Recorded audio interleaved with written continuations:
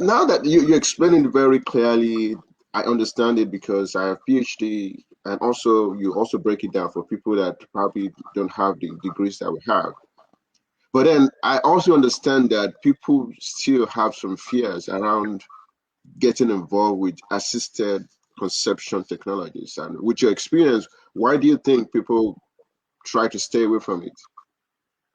Yeah, I mean, it's very concerning. Prime number one thing, I mean, there's still some stigma associated with it. Back in the days in our country of origin, Nigeria, I mean, it's expected that everybody, I mean, they expect you to get married at a certain age, of giving birth to children at a certain age, that there's nothing that should stop you from being able to get pregnant as soon as you get married.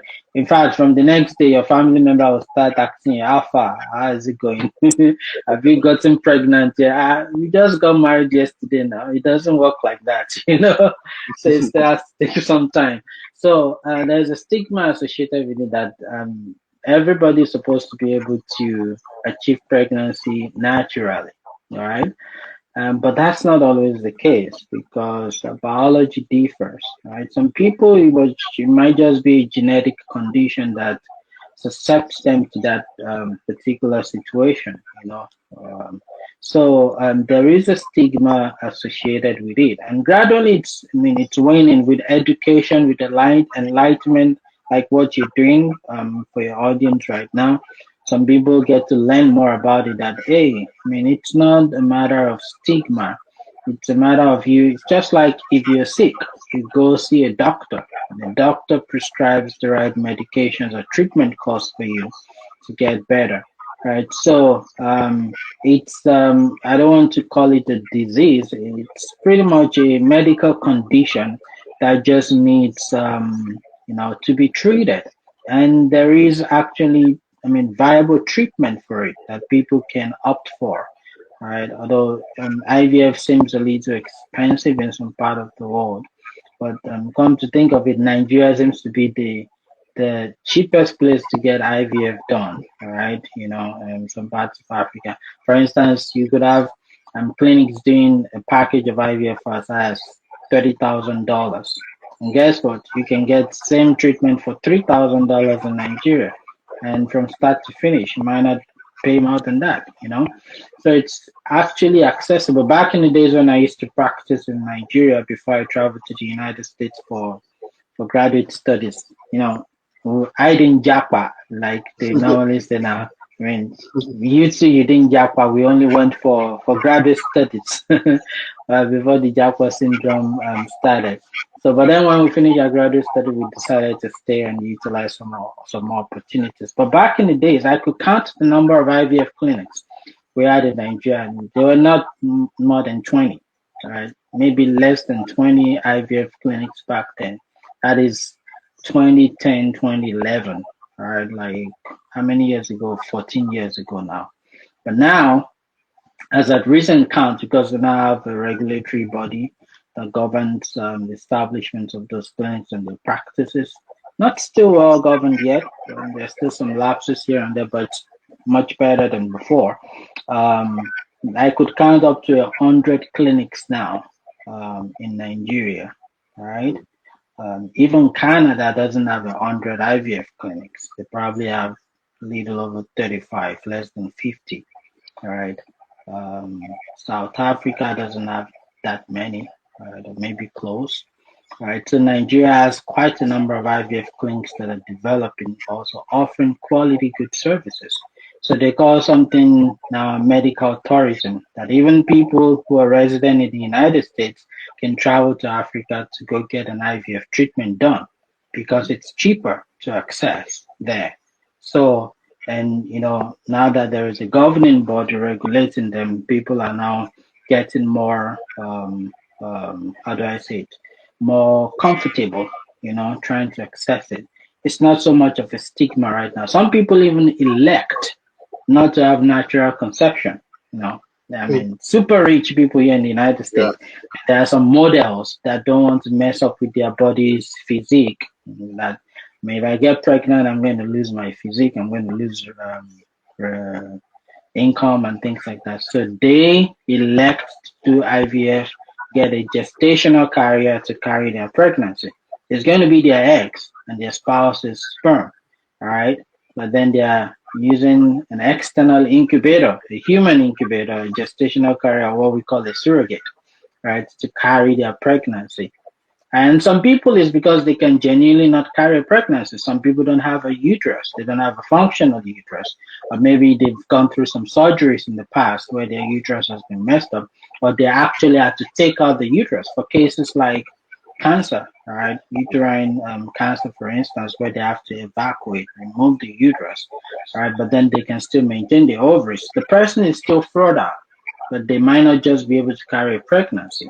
So they can produce eggs, they can use their husband's sperm, make them embryos outside the body, and transfer those embryos to a gestational carrier who can carry the pregnancy for them to term when they get their baby after 9 months. So there are legit processes that actually favors people. And some people who delayed procreation to a later time in life. I mean, there are some people who didn't get married on time, and by the time they are ready to start having children, they are past the reproductive age.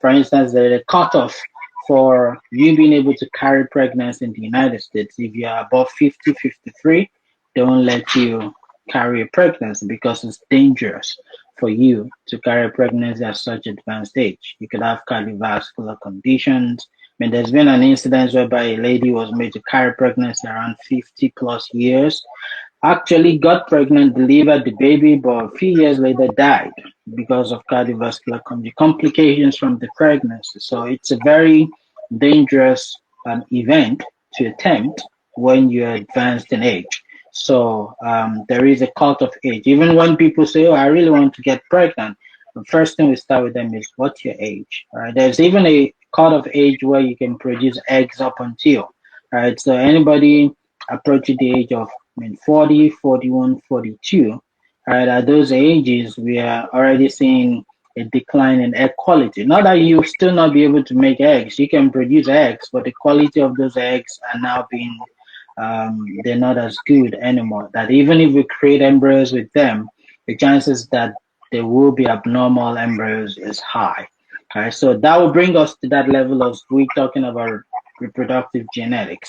Right, so we could create embryos by IVF. We could fertilize an egg with an husband's sperm with our assisted conception technologies, but it doesn't end there, right? So, as ladies age, I mean, from ages 35 and above, it's considered advanced maternal age, right? At that age, it's considered that the egg quality begins to, go down.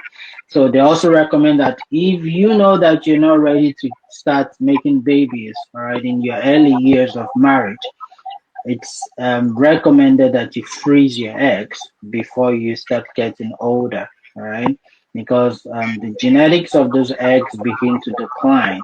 Right, it's not about anything that you've done. It's just the principle of aging. All right, aging in biology, genetic malformations, DNA breakages and things like that occur, and those cells are not as viable. So they recommend that freeze your eggs pre-age 35.